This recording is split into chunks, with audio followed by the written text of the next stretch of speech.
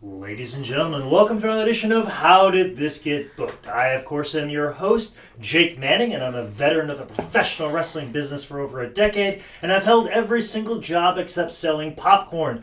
I'm joined, as always, by my co-host, my cohort, my sometimes drinking buddy, my man who pulls me back from a ledge when I'm about ready to jump off of it, a man who used to be a writing buddy of mine who I probably would use this weekend, but I won't because he's got things to do and whatever. A man who gets me booked in places that I regret dreadfully. A man who I try to get booked in places that I regret dreadfully. And joined as always, it's a give-give relationship. Joined as always by my friend, Zane Riley. Hey. Couldn't top that intro. Nope. Couldn't top Why would I try? Why would you try? Nope. Why would you try? You and I are flying solo here tonight. This is actually... so you know what that means. So we are discussing... It's movie day. It's an example of a pro wrestler in mainstream media, or the expression of professional wrestling in the mainstream media. And the topic we are discussing today was something I discovered on Instagram that I didn't even know existed. And through my research, it goes even deeper. Oh, yeah. So you know how I like to do some research. And there was no, you like rabbit holes. There is a rabbit hole that we were about ready to jump into, and actually a connection to actually the origin of this podcast. Oh, god damn. The topic of discussion today, let's not mess around. Let's tell you what we are discussing today. Today we are discussing... Porn. Softcore Porn. Entitled Day of the Warrior, starring WCW superstar Buff the Stuff Bagwell. He was tag team champion at this time. He had a belt at this time. He was representing his company. In America. America. Would this be Stars and Bars? Or not? Was it Stars and Bars? Would he have been with Too Cold Scorpio or the Patriot this time? 96, he probably would have been with American Males. Oh, okay. Trust me, I know. Tell me about your Buff Bagwell knowledge. Oh, American Males. I felt, there's all kinds of something I felt there. Like, I was like, I want to be those guys. And here we are watching the porno with a minute. I know. Like, it's all come full circle here. Like, I thought Buff Bagwell was the coolest person on the planet. Oh, me too. When him and Too Cold Scorpio were a team, they were my favorite fucking tag team of all time. Yeah, see, I missed out on the whole area. It was you were because you were a WWE kid. I was a WCW kid. Yeah, see, I didn't like I said, I didn't discover Buff Bagwell until '95, but that was American Males. Yeah. And at that time, I didn't. Nothing against my father. My father's a great man, but as far as teaching me how to be a man, sometimes I feel like he fell down. So I had to pick it all up from the American Males. Because Cats in the Cradle and the Silver Spoon. Exactly why. My dad's a workaholic, hence why I'm a workaholic. Like, my dad didn't teach me how to throw a baseball or how to throw a football. I got none of that. No, my dad never taught me how to shave. He never taught me all of the things that your fathers have taught most men in their life. And the idea of how to be a masculine man and put yourself out there in the world, I didn't get a lot of that. But that's probably to my benefit why I'm not a gross male when it comes to females. Actually, now that you say that, I don't think my dad did a lot of that either. Yeah, so I feel... Clearly, I have this huge beard. He never taught me to shave. Yeah. Baseball's about the extent of things. And that was hardly there. Got none of it. So only I really got was like how to put the shot. Like, that was the only time I had with my dad. And then when I stopped that, I lost my connection with it. Yeah. This is not my... This is not your psychiatrist session. I was looking, and I think that's why pro wrestling probably existed in my world at this time, where I was having this void of trying to figure out what it is like to be a man. Male role models? And I looked towards Buff Bagwell and Scotty Riggs and the American Males, and I'm like, man... I don't even know what to say about this one, Jake. I want to be as cool as those guys. We're in a weird spot now. Wait, well, speaking of weird spots, that's where Buff Bagwell is these days.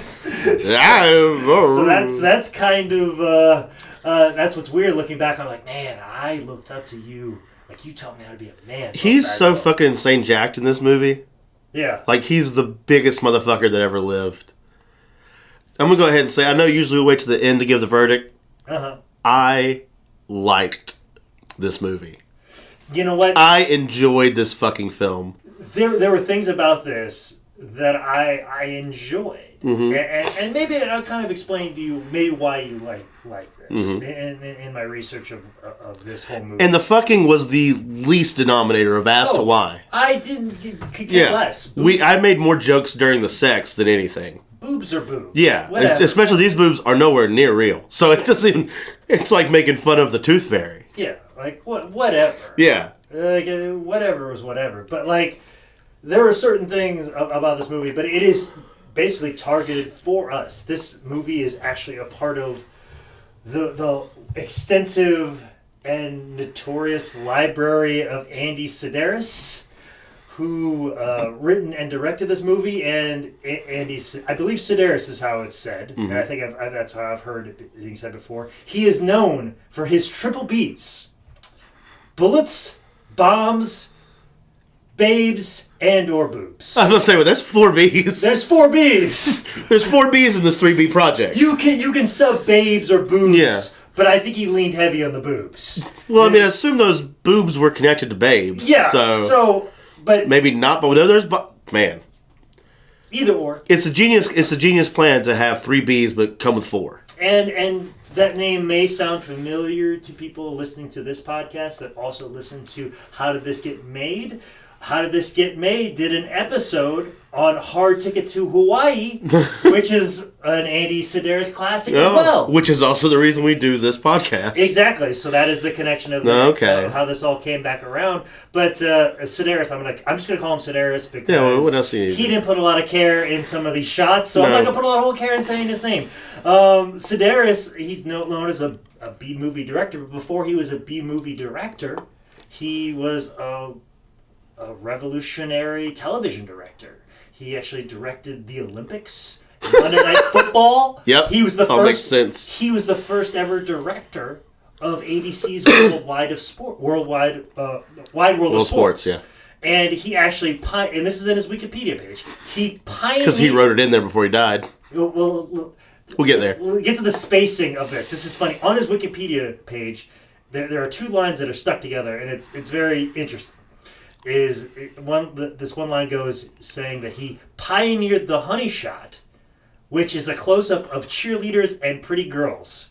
The next line in his Wikipedia entry says he won an Emmy in 1969. Wait a minute, wait. So it's like he pioneered the honey shot and he won an Emmy. And then he won the Emmy. As if there's a big correlation between the two. So like the people that run the Emmys like, holy shit, you can cut to hot chicks in the middle of sporting events? Give this guy an Emmy! Like what? Did he really win an Emmy in '69? Yes, for directing the Olympics, because the Olympics always the director always gets an Emmy. Because it's such a big undertaking. Yeah. So every time there's an Olympic guaranteed. Year, if you're a director, you're almost guaranteed to win an Emmy because what's going to top it? The Emmys? Yeah. No. Like, no. Achievement in directing and television directing. Okay. So it's always going to win. It's always going to win because it's such a large undertaking. And he directed the 1968 Olympics. Jesus Christ. So and then he got into B movies and he's just like, you know what? I want bullets, bombs, babes and boobs. And or boobs. We're going to call it the 3 B's, even though there's 4 of them. Which, now that I think about it a second time, you would think you would have to have babes to have boobs, but maybe he was very revolutionary. And he's like, you know what? Dudes can have boobs. Yeah. Dude boobs. Dudes. Or maybe he's just like, you know what? The babes don't necessarily have to have boobs. No, because they can be used for their intelligence. Because they're not just boobs. They're also babes. Yeah. He's very woke. Yeah, very, very woke individual, as you can tell by all of the movies. By the way, he uses acronyms right away in the word lethal. Well, and the lethal acronym and stuff like that is a recurring thing. This is actually the second of a series of movies. And Buff is actually in the sequel to this movie, so we might have a return. Oh, we definitely have to. Because now I need to see how this plays out, because it's Lethal Ladies Return to Savage Beach, I believe, is the sequel, and in that one, he's the good guy. I need to know. I thought he was going to be like a late game babyface. Yeah, and because the way they showed him, I think, and the way that he has like this Indian pride, so I assumed like he'd be swayed to the good guy side, but no, cocksucker through and through. Okay. Now I need to see his redemption. We have to see the character arc. Yeah. The full arc of the Warrior. Yeah, of the Warrior. He gets a name. But let's kind of just run through the cast and kind of what I found on their IMDb page. So right. Set up some of the characters, so we reference them. They have a lot of recurring characters and stuff like that. Like Willow Black. Oh, she was my favorite character in the entire fucking movie. Oh yeah, and she was for a while like in the mid to late 90s. Like I was looking at an IMDb page, is very much like if you wanted a very attractive black-haired woman, she was the one. Like she was in Beverly Hills Cop 3. Oh, I'm gonna go watch Beverly Hills Cop 3. She was the Annihilator girl. Actually, I loved that was my favorite Beverly Hills Cop. Was that when they were at the amusement park thing, right? And they printed their own money. Well, now I'm questioning your childhood. So I had a weird upbringing. Yeah, obviously. My dad wasn't there. She was also Naked Gun 33 1/3 and favorite. Yeah, she was the dominatrix in fertility clinic. And she was, of course, in an episode of Baywatch. So why wouldn't she be? So she got the triple crown in the 90s. She hit her chops. Yes. We also have Doc Austin, played by Kevin Light, who is now big in the world of yoga right now. Has his own yoga clothing line. Doc was the Dolph Lundgren looking guy, right? Blonde hair. Okay, yeah. And then we have, of course, Cobra, who is Julie K. Smith, who you might recognize from Cleavage Field and Witches of Breastwick, I believe. Definitely Witches of Breastwick. I don't know about Cleavage Field. Of course, we have Tiger Fu, who may be the most accomplished person in this entire movie. He's also appeared in Mortal Kombat, Big Trouble in Little Chinatown. But here he is in Day of the Warrior.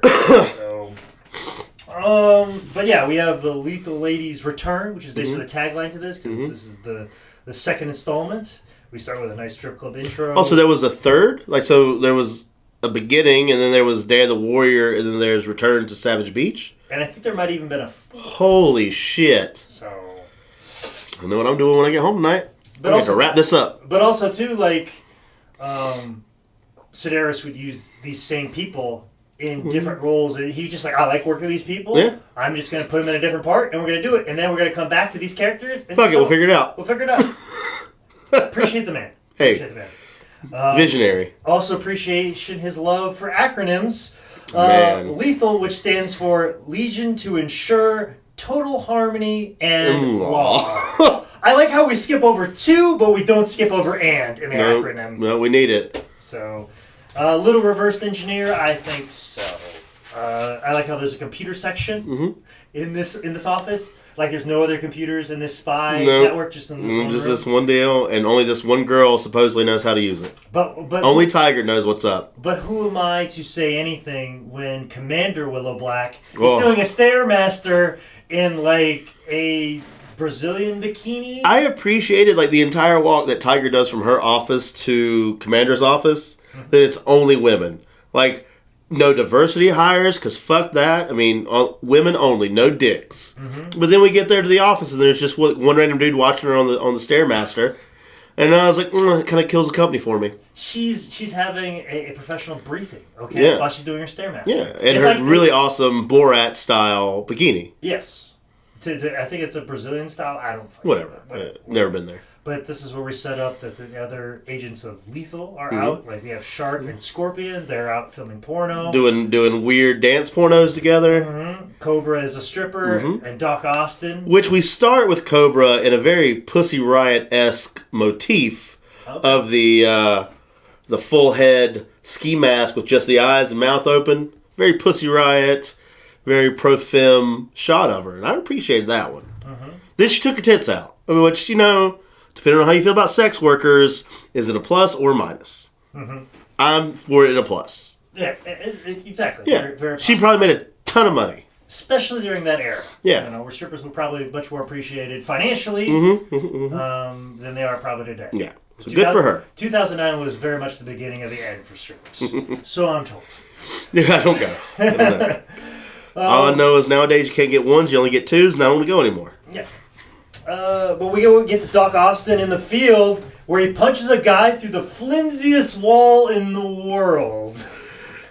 It took for fucking ever for him. So he gets out of his car, he takes a Magnum, puts it down his dick. Yes. Then he takes the tiniest of blow dart guns, puts that in his butt, pulls out the hugest assault rifle that we probably shouldn't have in America, because I just feel that way about gun control.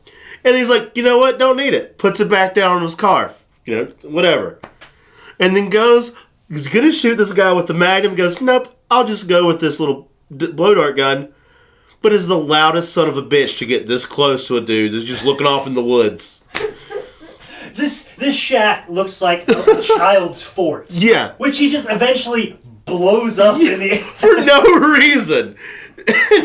He blows up the Jeep that's there too. There was 2 guys. They both could have ridden out there in those Jeeps separately. No, but he made those illegal immigrants walk back to the yeah. So. Just 50 miles that way. How do you know? We get some cutaways of some random changing of clothes. We get a lot of like random shots of changing of just clothes. Other stuff. Yeah, of just like they cut away between all of these stories. Like I will say this movie is better at intercutting characters and the different storylines that are going on with these characters than the last 2 seasons of The Walking Dead.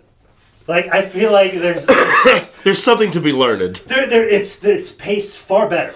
Like this is definitely better. This whole movie is paced better than like I said, the last 2 seasons of The Walking Dead has. Like I'm checking in with each character. I'm not. Neither character is neglected for too long. Yeah. I know what's going on with them. Yeah. I'm invested in each one of their actions. I'm cut away at a certain time. It's not abruptly pushed away. Everything makes sense. It's all connected, and we all build to one point. So. And every time you mention it, you've mentioned Walking Dead. I feel like to tell you should be watching Z Nation. Maybe I should be. Maybe that's just where my taste floats. If I like this movie. Oh, if you like this movie, Z Nation is your fucking jam. Well, maybe I need to look into it. But the question is of my jam and something that's very timely right now. Segways 101. What do you think of Mexican TJ Miller in this? Oh, that was the first thing I said. So I watched this movie with my girlfriend, and so like. We watched our previous. We watched the episode we'll be watching next. We watched that, or the episode we'll be talking about next. That episode before. Oh, so that's already happened. Yeah, that's already happened. Okay, so we watched. We've already discussed the Raw Bowl. Okay, so we watched the Raw Bowl. She was also a WWE kid, so we watched that and whatever. And then I knew I had to watch this other thing, and she got on her phone. So like, this is perfect, safe time. And so I turned it on, and all she heard was the really hokey eagle call at the very beginning with the lightning strike thing. She's, what is this? I was like, well, now you have to watch it with me. Mm-hmm. It's a softcore porn with Buff Bagwell in it. And she's like, all right, give me a minute. And so you need a minute. You need to brace yourself. Yeah, you got to get ready. You can't just... You can't jump in. And so as soon as he popped up, I go, holy shit, it's TJ Miller. She didn't get it. Then I had to explain to her who he was. She knew who TJ Miller was? She knew him through Silicon Valley, but not by name. Oh, God, I'm glad this is why we're friends. Yeah. So, but yeah, as soon as he popped up, I was like, holy shit, is that TJ Miller? No. It like work out if that was like timely appropriate. No, it's Mexican TJ Miller. It's totally a Mexican TJ Miller. I didn't even like bother to know what that character was. No, it didn't matter. It's TJ Miller. In my notes, it's Mexican TJ Miller. Yeah, of course. Because that's definitely correct. Exactly. That's his name. It's Christian. First name Mexican, middle name TJ Miller. Okay. Last name Sanchez, I assume. I have no idea. And he immediately kills his nephew. Right away, like it ain't shit. And Doc's like, I just fought and blew up this child's fort to bring him back to you, and you just murder him. Yep. So. Did you kill those guys? Nah, I let them go. Good idea. Kill my nephew. That is crazy behavior of TJ Miller. Yeah, that's some TJ Miller level shit right there. This is where we transition into the first shot of the Warrior. Man. Sitting in a ring. What about being culturally inappropriate? Yeah. And cultural appropriation as well. And they put a guy in the ring, and he says he's going to fight him with one hand tied behind his back. He never fucking does. And then changes his mind. Yeah. And says, no. Pops with one hand and then hits him with that one that's supposed to be tied behind his back. And then gave him a pile driver. And that's why we can't wrestle in New Orleans anymore. Because this movie was predominantly filmed in Louisiana. Bang, bang, baby. We just made some shit work. Oh my god, this makes so much sense. Mm-hmm. Andy Sidaris filmed in Louisiana, primarily like Shreveport. That's why a lot of stuff happens a lot of stuff you'll see is from Shreveport, and it's so close to Dallas, so you just hop over to Dallas. Right back, boom, boom. Boom, boom, right there. So the Louisiana State Athletic Commission saw this movie. And they're like, no, that'll kill people. Saw that the pile driver will kill people, and that is why he's outlawed. And then later he sees the intergender match and is like, no, that shit can stay. Exactly. And that's why we did what we did at WrestleCon. All coming together. This movie is a touchstone for a lot of people. Guys, if you haven't watched our match on the WrestleCon on the High Spots Wrestling Network, go ahead and watch that real fast and come right back to this because you'll understand how Buff Bagwell made that possible for all of us. Every single one of us. But also, too, when he gave the pile driver... that little crunch noise. That... But what he said, I think this is the first we hear the yell that he does, that they ADR'd and they keep using over again. Let me see if I can copy it. Ah! It's like this, and that's very close to the microphone, but I want to blow out everybody's ears. So I had to pull away for a little bit, but like it's like he yells into it, and there's a yell, especially in the intergender match later. Yeah. But after he pile drives him, he yells, "Delicious! Bring me more!" Which, next time I'll pile drive somebody, I'm screaming. Yeah, you better do it. You and I assume you're wrestling White Mike this weekend? Yeah, probably. Or you will have already wrestled White Mike again? I hope you yell it then. Yeah, exactly. I hope you yelled it already. Yeah, I knowing what I know about time travel. By the time this episode comes out, I would have yelled it at least 16 times. Good. So delicious. Give me more. Delicious. Give me more. This is what also caused Ryback to start his Feed Me More thing. Oh my god, this is a touchstone for people. Yeah. But I want to see a movie, since this is a sequel, but I want to see the sequel involving JP and Chaz. The guys from Malibu. Oh, yeah. The stockbrokers. The Stanford or whatever. No, they're... Harvard. They're from Harvard. The girls are from Stanford. Yes. I want to see their buddy movie. Yeah. That led them to be pieces of shit. Yeah, like what's their origin story? Oh, man. Like a PCU-esque movie where they're in college trying to get through Harvard. Oh, yeah. And they try to go to White Castle probably at some point or whatever an equivalent burger joint is for them. Mm-hmm. Yeah, and like Dick Van Dyke instead of Neil Patrick Harris. Oh, please. God, that'd be great. That'd be fantastic. They were the best, worst characters ever. Oh, yeah. There were times where they were really great, and then there was like times like, what the fuck is I can't wait till you die. Yeah, and then they don't die. And we still get enough comeuppance on them to where you're like, that works. Oh, you scamps. Yeah, let's get out of here. Scamps. But that one of those guys is used in a lot of the movies for I assume the guy with the ponytail. Yes. Okay, good. I mean, he's got a ponytail. You can't just let that go to waste. Especially in the 90s. Oh, please. We got a bad guy that has a ponytail. So this is like the porn version of Corey Haim and Corey Feldman. I was thinking more of the porn version of Treat Williams, which is also Treat Williams. Yeah. It's Treat Williams. Yes. But I like how low res this video was. You couldn't see the nipples of the lady that flashed her tits. The Jazz. Yep. So let that. Which is like to give a point back to us. We're not really watching porn because you can't make any nipples out. Yeah. This is a shit quality video on YouTube, guys. 96 doesn't translate well. Also, too, well, we got to keep moving along. Yeah, of course. And stuff like this, but don't worry. This movie moves right along with. Yeah, it's super fast. Long montage with Cobra getting dressed. Yeah, and just her theme song playing in the background. Wow, there's a Cobra. Very, very similar to like Dr. No, James Bond, where like they had this really awesome theme song. Yeah, and they would just have it playing in the background. Yep. Like 3 times during Dr. No. Like the early days of James Bond films, like they didn't know what to do with that really awesome theme. Yeah. So they would like put it in when he'd put it wherever. They would put it when he'd be walking through the lobby of a hotel. Yeah. You see Dr. No? Play that fucking song. Yeah, like he's just walking through an island.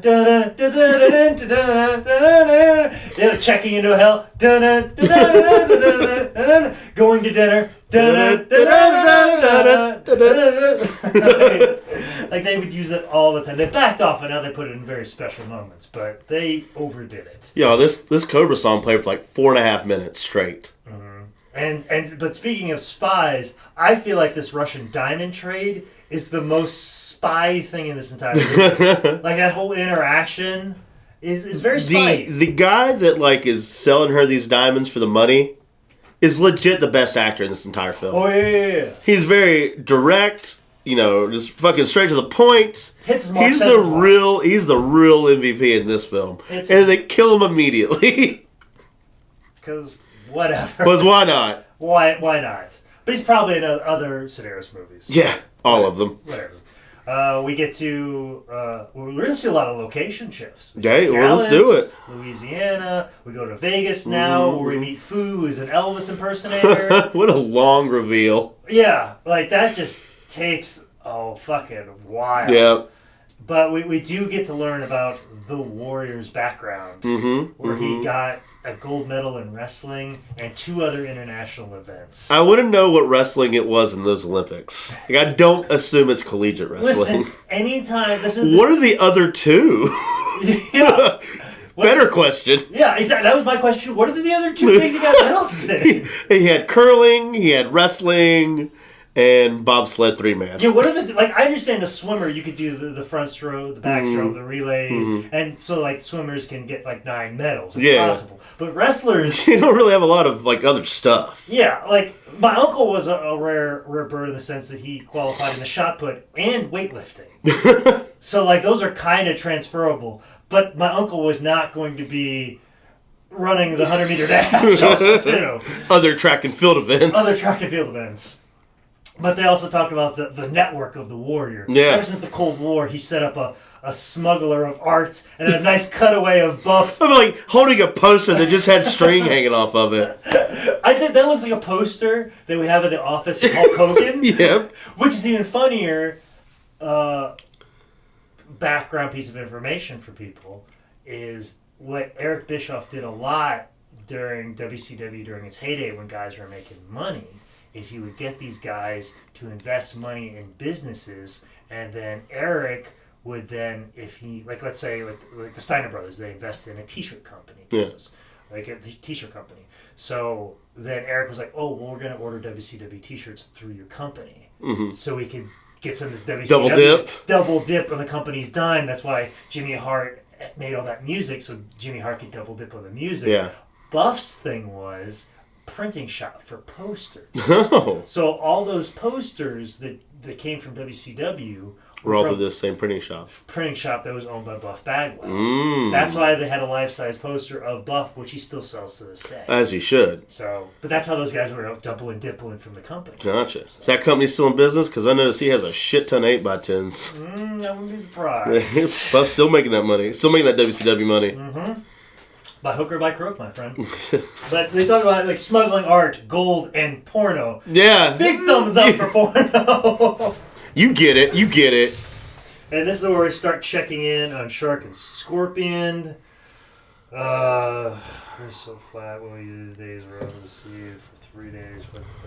I don't fucking know what the fuck this is even talking about. I have some... What is it? Go ahead. I don't even know. Maybe I can... What is it? Something so flat is really good. I don't know what. I was watching this at like 2 a.m., so my notes are a little bit feverish. I don't even know what this says. I don't even know what this says. Whatever. Shark and Scorpion.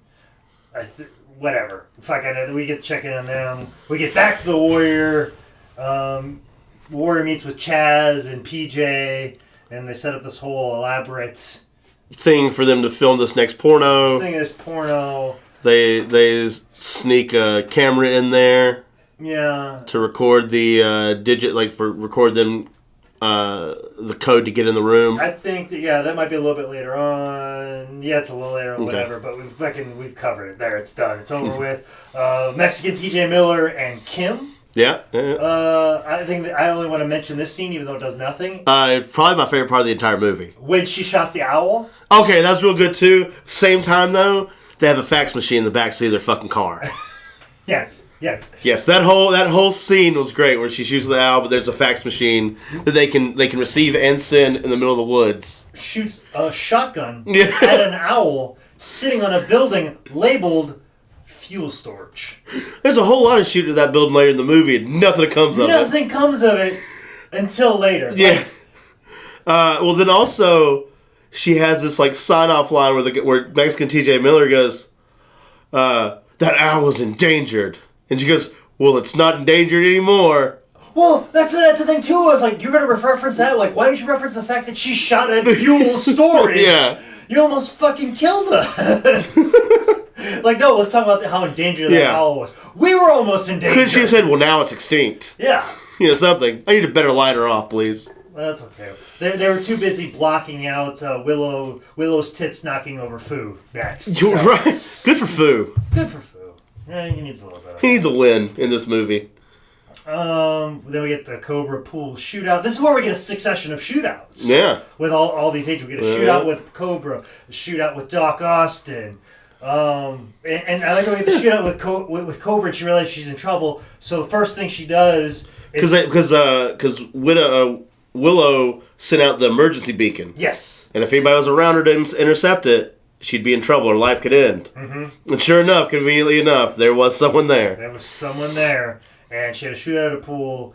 And she survives it. So then she puts on something I've never seen before. We had this conversation. Like, she puts on thigh-high zebra tights, but then puts leather completely over it all. Yeah, there weren't any thigh highs. They were, like, all the way up to, like... But she was also wearing separate panties that were also zebra. No, she wasn't wearing panties. I don't think she put panties on. Yeah, they were already on. Okay, they were already... She already had, and then she pulled up these thigh-high zebra deals. But, like, not just the thigh highs, like, all the way up up to the hip bone. Like, way up there. Way up there. And then she puts on pleather pants. And it just, like, covers it all up with nothing. Like, Is that to, like... What weird socks you have. Is that, like, to prevent, like, chafing? So, women, if you're out there listening and you know what that means, would you please tell us, lost guys? Yeah, like... Hashtag lost dudes in wrestling. Like, she basically put on, like, Allen Iverson arm sleeves on her legs. But on her thighs. That were, like, zebra, and then put on pleather pants. Is that what you ladies do? Now, it blows my mind that... So, as she shoots that guy and he falls in the pool,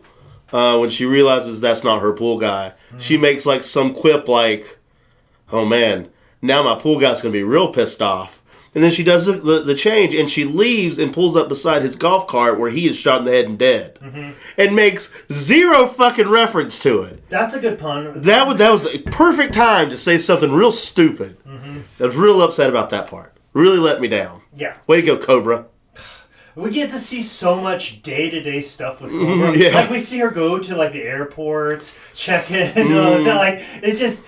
Get dressed. Get dressed. Brush your teeth. She drives a nice Mercedes. You know, come on. You know, get a blue apron, cook up a meal, all that thing. It serves two. She puts one serving in the fridge in a Tupperware. You open up a box from Evan Country Clean. I was about to say we're not getting sponsorship from Blue Apron. We got to be careful. Well, we're gonna put it out there. Takes her shower with Evan's Country Clean. You know, all of that. And then we get the porn scene where we have JP with the boom mic, which is just a handheld mic. I love it. That's the best. The best boom mic guy ever. And then they decide to start making noises for it. Yeah, and then they go their separate ways, and then they get back in and find out, like, oh, this is where they're counterfeiting movies. Yeah, and porn. Which is so funny. In 1986, like, that's a big enterprise, is bootlegging porn. When it's, like, just second nature nowadays. Oh, yeah. When that's how I watch TV. That's how we saw this movie. Yeah. We saw this movie on a YouTube clip. Yep. So... Like so if you haven't watched it yet, hop off right now and go watch YouTube. Day of the Warrior. Very meta. Yeah. We're watching a bootleg movie. But the sheer amount of hardware that's needed to make this occur. Oh no, there was just like 5 walls of computers and one reel-to-reel. To bootleg this movie and put it on YouTube, it was just some wonderful person with a laptop. Yep. I can't say piece of shit because we're glad that you put this up there. Yeah, thank you. So we could watch this and talk about it for an episode. Another shootout ensues. They find, and then they get Shark and Scorpion. It's very hard to keep these names straight, you know. They get shot, but they're fine. But then they find the real Pete and Charlie, and one of them sounds exactly like Trevor Lee.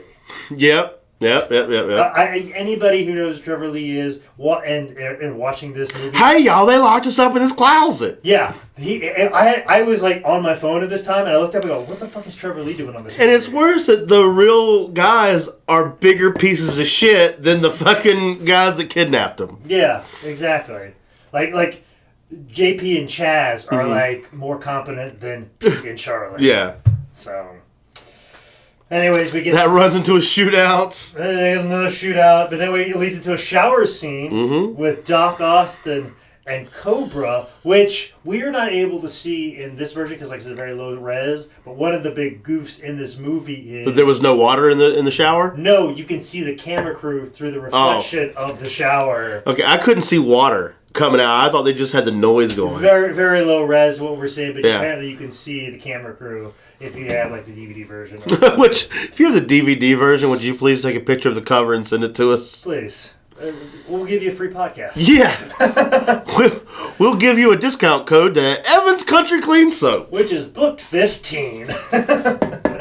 Oops. Why do I have... It's just like butt with... Oh, Buff with...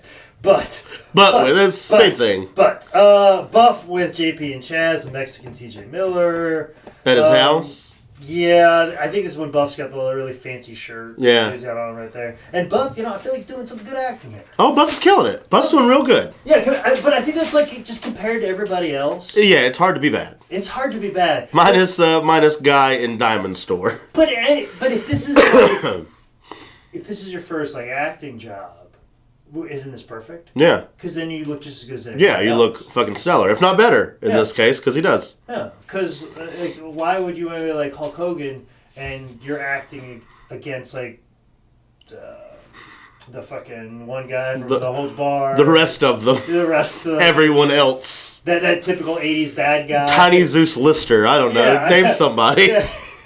Okay, maybe he did try. Well, Hulk Hogan against Christopher Lloyd. There we go. How are you going to outdo Christopher Lloyd? Hulk Hogan. Come on. Yeah, come on. Got exposed. Get out of here, Doc Brown. And Sherman Helmsley. That's right.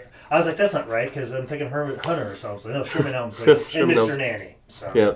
that was your downfall, Hulk Hogan. Yep, that's what you did. You should have stuck with Shannon Tweed. That should have been your first movie. God bless her. The Warrior's right-hand man, doesn't he remind you of Martin Sheen a little bit? I kept calling him John Walsh. Okay. Like John Walsh with a big mullet. Okay. Well, and his voice changes at the end. Oh, yeah. Like, weirdly. I thought he was Australian at first, and then it changes like completely different. No, that was the other guy. That was the guy that worked with Lethal. He was Australian. Okay. But he was Australian some of the time. Not all the time. Still guy looks like John Walsh. Yeah, so we didn't know. It totally looks like every old gray-haired guy. Yeah, but that weird handshake he did, he did go for a handshake, but it was just like, I don't know what we're doing. It's like you're trying to shake hands with like an old hip white guy. Or Martin Sheen. Yeah, I'm just going straight handshake. You're trying to give me some Job Soul Brother shit. Mm-hmm. This is where we get a shot of Buff doing abs. Like you do. Mm-hmm. Does this lead into Buff's sex scene? Oh yeah, this is. So the entire time, like, man, Buff better get a fucking sex scene. He deserves it. Well, that's why I found it on Instagram because I like stuff that's like crashing movie Instagrams and from VHS and obviously wrestling Instagram stuff. So when Instagram does the algorithm, it was just a matter of time before I found an Instagram post about Day of the Warrior. Yeah, of course. And it was a screenshot of Buff rubbing paint on a girl's butt. What the fuck? And I was like, we have to discuss this movie. And what a weird sex scene. She's wearing less clothes at the beginning of the sex scene than she is at the end of the sex scene. Somehow she manages to get a shirt on while she's still rubbing paint on him. And like... you barely get a nipple. Not to say that I need a nipple. I'm just saying that Buff deserved a full-on fuck scene. Yeah, he really did. He's a goddamn tag team champion. Yeah. And like he awkwardly kissed her. Like yeah. I feel like Buff, don't you know how to love the ladies? Come on now. You don't give I find it hard to believe that in 20 years you're going to start charging girls $12,000 for a weekend to fuck around. Oh, if this is your promo reel for that, this is awful. Yeah. Like Buff Bagwell, male gigolo? Yeah. If this is your promo reel, this is a bad example. You're fucking up. Yeah, Buff, come on. Like when you're giving the ladies the stuff. Mm-hmm. And it's weird that you and I had to tell him how to give the stuff. When he's been selling the stuff for decades. Yeah. But yeah, it's just very, very odd. And of course, he's hooking up with Mexican TJ Miller's girl. Yeah, so that's like a big twist right there. Yeah. You know? Which we know here soon, these bitches ain't loyal. Oh, definitely not her. Definitely not Kim. No, not at all. Kim is not loyal, not at all. She's crazy. No, that dog don't hunt. But at the same time, too, like wouldn't she be the best person for the Warrior? Yeah. He's crazy. She's crazy. They both kill people. Mm-hmm. Do you think when the Warrior finishes, he goes, "Ah, delicious! Give me more! Give me more!" Of course. He has to. Oh. Well, he has to. I mean, I figure that's where he got it. Or when she's reached climax, does she yell that? And that's where he got it from? Like he learned by example? Yeah, that's just an inside joke for him. Yeah. Much like when I do it in the ring this weekend, it's an inside joke for me and you. Yeah. When he does it, it's an inside joke for him and his lover, Kim. Where are you wrestling this weekend? I'll be there. Look, you'd be extra banned from there, remember? No, I'm good. I'm back in. Oh, you back in? Yeah, okay. yeah. All right. Well, you guys are running Gastonia again. I didn't get that banned. Okay, all right. Well, how about that? Let's see. Rubbing point. Oh, yeah, rubbing pain at each other. And I was like, is this a love scene? Like, I don't know. I'm not hard, but I'm not saying that I couldn't get hard if I wanted to for this. Yeah, it's definitely no love scene, which we're going to see coming up here very soon. I gotta say love scenes, but that's a big twist too. Let's not get too far ahead. Yeah. Let's talk about Jordan, who's an Australian working for the U.S. government. Sure, you from DC? Yeah. I guess he is the leader of. I guess he's the business suit behind Lethal. Like he's the general. He's like the liaison between the government and Lethal. Yeah, I'm guessing that's what it is. Like he's kind of like Commander Willow's boss. Willow Black's boss. Yeah. Like, yeah. So I don't know. This the third act at one point in time just kind of falls apart. Yeah. And then he has a sidekick guy. Yes, who we later find out is Mr. Hard Drive. Yeah. HD. H equals hard. D equals drive. Which HD, he is the only HD involved in this video file whatsoever. Yeah. I'm sure it's very hard to find this on Blu-ray, my friend. We also get to see a scene where a bulldozer sneaks up on super spies. Which is, so like when this was happening, like he drove his, first he drives his car up like real close to a tree. And as soon as it happened, I was like, man, he's real close to that tree. How's he going to get out? And then they're like only like 100 feet from the driveway in which Buff and everyone's coming up. Like, how do you think you're hidden? You're terrible spies. Oh, but before you're there, Buff in a suit. What do you think? Looking great. Looking real good. Fuck, man. I want to look that good No in a suit. shit. Like, it's still... Where do you get your tailored suits out, Buff? Because Ric Flair ain't doing it right. Oh, yeah. Because, like, you could see, like the ripples of his muscles. Biceps. You could see traps and that thing. But you could also tell it was comfy. Yeah, like, it didn't seem like it was, like, too snug on him. But it wasn't baggy. It hit all the good spots. It fit him. Yeah. It fit him. It wasn't like, I work out and I'm too cheap to buy a suit. No. It was like, I got this made for this body. Yeah. Like Ric Flair, who was your tailor? Yeah. It's not the same as Buff Bagwell's tailor. He was bought yours at a fucking Burlington Coat Factory. That's why, Ric Flair buying his suits in Kansas City, there must be a great tailor. There's a real good guy in Atlanta somewhere. Just fucking around. Next time I see Buff, I'm like, who was your tailor? You remember the movie The Day of the Warrior? Who was your tailor for that? Where'd you get that suit from? That suit was pretty fucking God, awesome. Next time I see Buff, I'm going to talk to him about this. I see him every once in a while on some random bullshit shows, and like one time out of 10, he remembers me. Because when he got staph infection, I towed off the sweat off of his back. He remembers that sometimes. The one I actually wrestled him also. I didn't just hang out to wipe his back down. Yeah. But I'm gonna ask him. So, Day of the Warrior, I got a lot to talk to you about. Oh, I did you get to shoot fucky in those girls? No, man. I was like with a woman at the time, and she was all weirded out, and that's why the love scene didn't come off as well. So it's like, man. All of this is the info we need, Buff. Yeah, thank you so much. Don't mind me recording this. Guys, I got the holy grail of this show. I got a smoking gun. But no, I played a little joke on Buff one day. Because we see him in the Ricky Nelson shows, and of course they usually end in battle royals. You do. And I've wrestled Buff before, and it was fine. It was great. Yeah, it was. Whatever.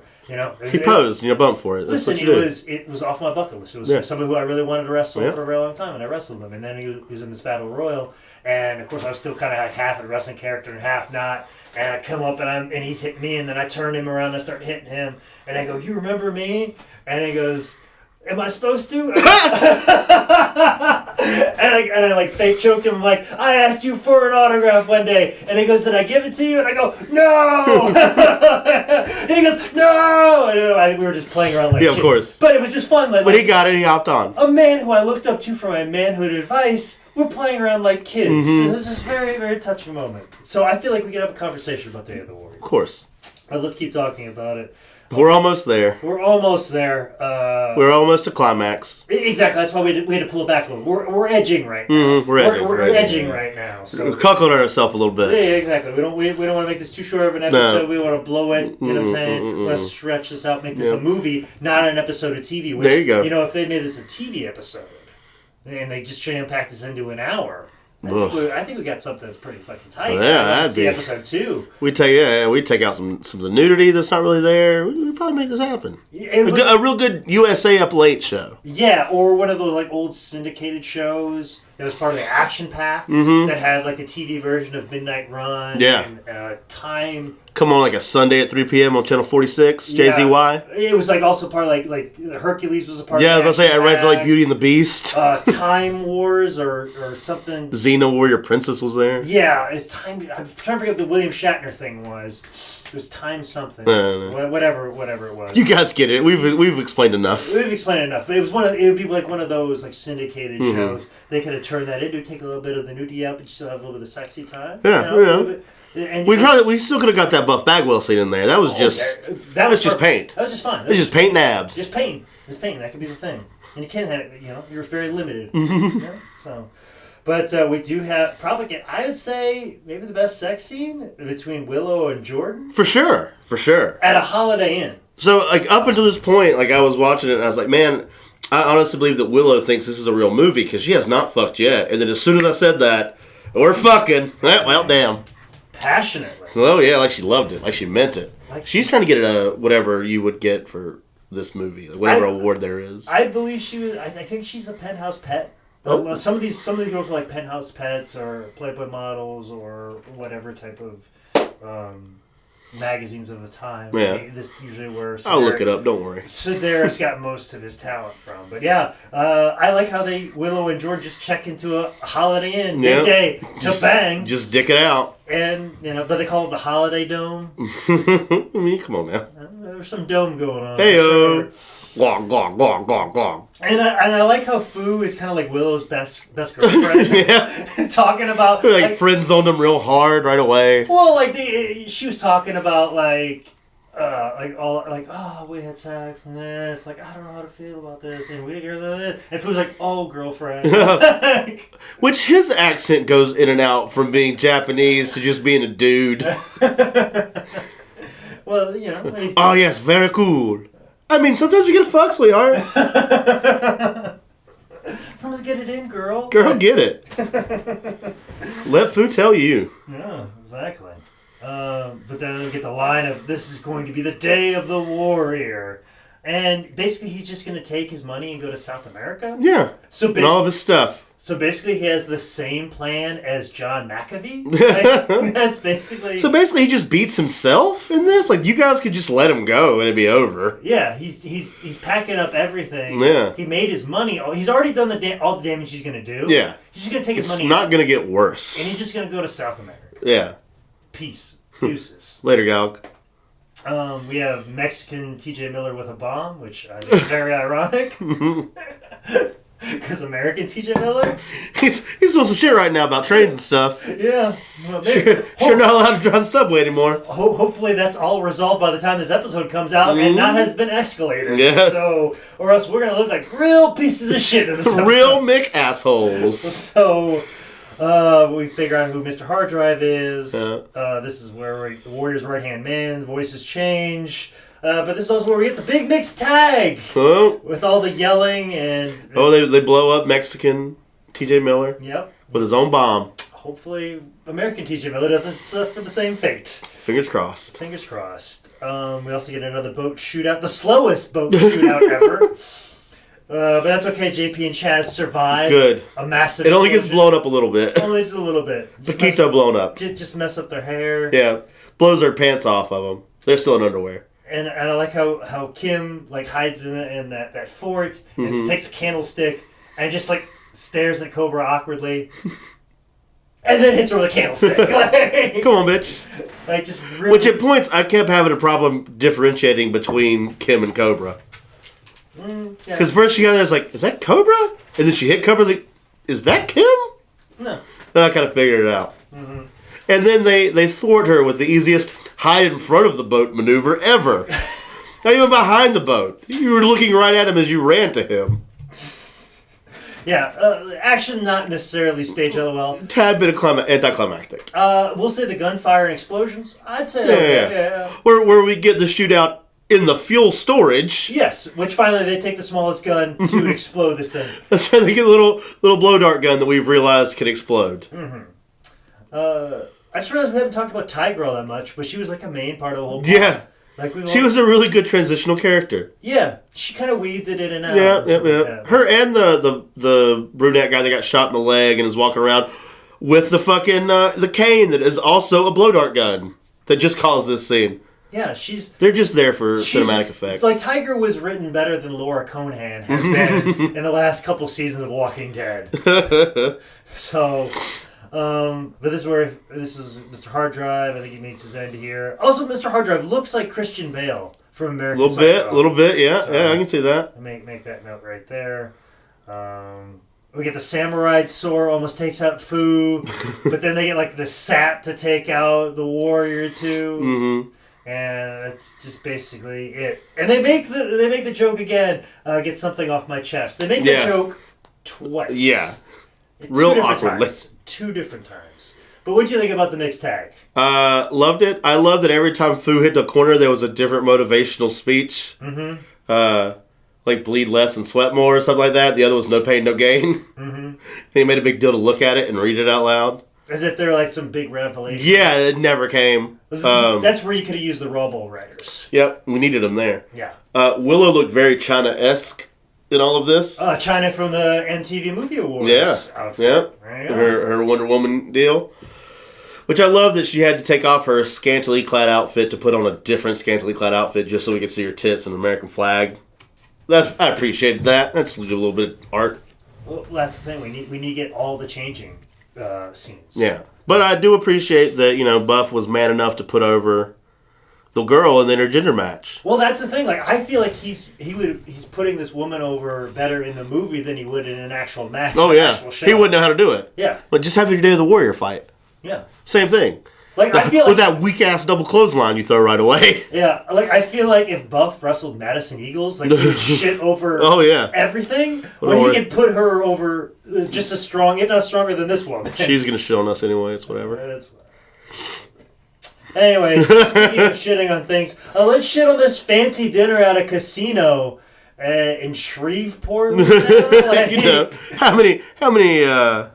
They're basically like, let's get together for this fancy dinner at a fucking sad fucking casino where people are like wearing cowboy hats. Well, I mean, to be fair, like Elvis Fu had to have a set there coming up later. He had to get to work on time. But like, this is your big This is your go home. This is your go home. Like this looks like the fucking casino we went to when you and me and Seth went to see Jerry the King Lawler wrestle Jeff Jarrett. I think it was Takuna. Oh God, I get shit. Takuna, Toccoa, something like that. Toccoa, Mississippi. It was definitely Mississippi because it was a 2-day thing. Because he was just across. I just talked about this the other day. Tunica. Tunica sounds right. Yeah, I think it's Tunica. It is Tunica. It's definitely Tunica. It's Tunica. Yeah. That's what this casino looked like. And they had like the old school not old school, but like the 90s Batmobile in there. Yeah. Yeah. But like those sad casinos with the sad... It looked like a Bob Evans basically upstairs. Yeah, with the sad like hotels and just desperate. The Bally's. Like it looks like it's just people betting away whatever money they scrape together. It was a 1-floor Bally's. It looked just like a random like motel. Yeah, that's what this casino where they all got dressed up to go to looks like. Like couldn't you have just rented out a ballroom at the Holiday Inn where you shot the sex scene there? Like that would have been more. You guys know you had a couple extra hours in that room. Yeah, you could have made that more luxurious than what this looked like. So But yeah, I feel like you could have made this into a couple. Like if you took all the movies and you made some sort of miniseries, you could have a whole little run. Oh yeah, part of the action. Like a real good Up All Night with Burt Reynolds. Syndicated series. There you go. So you said you like this movie. I did. I recommend it. I recommend it too, and I want to see what the character arc is for the warrior. Me too. I'm gonna watch the prequel. I'm gonna watch both the sequels. Okay. I'm gonna check it all out. I'm gonna get the whole thing.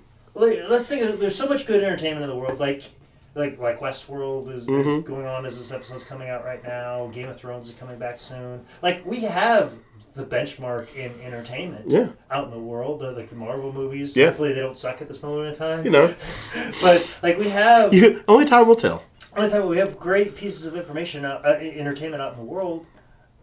We need a little bit of this. We need a little bit of Andy Sidaris. Yeah, please. We need more. We need more, and I'll take them kindly.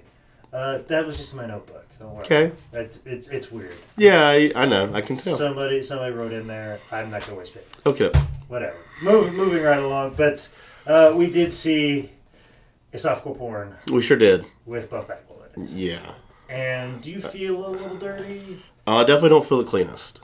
I don't either, and like we stayed away from very misogynist jokes in this episode, and I'm very proud about that. But at the same time, too, we are commenting on women, so there is a bit of grossness to exactly. that. And there's probably even a little physical grossness on us because it's been very hot in this room. It is quite warm. It's humid, and we might both need a shower. Quite possibly, but I just don't have decent soap to use for a shower.